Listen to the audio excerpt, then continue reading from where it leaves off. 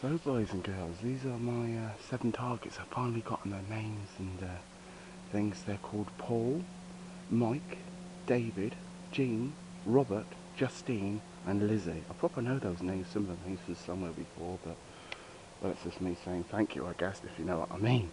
So pretty much, so we've got all these different names now, worked out who they are and things like that. I found that Paul is single.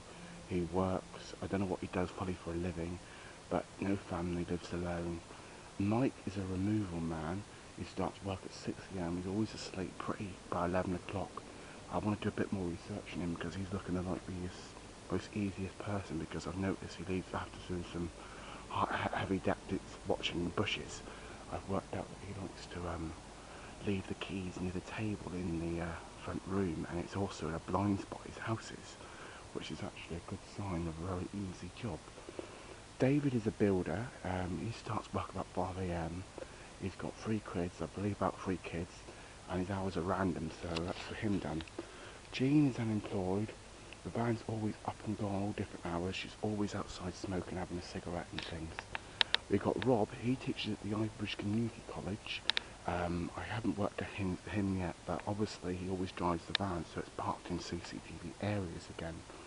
And he's also, I think he's man, and I think it could be gay.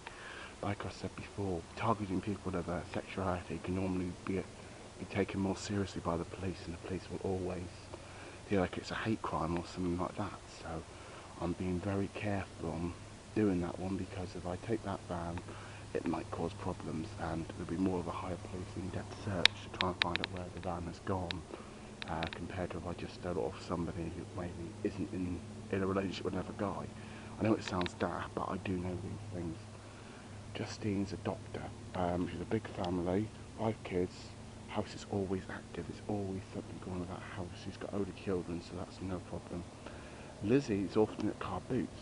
She's often selling from the van as a husband, and that's never a problem. I also found out that Justine has a police officer as a husband, which could also prove very tricky. Another interesting point is the police like to look after their own, which will mean the police will go and make sure that they help their own if his van's stolen, so that could be one to avoid.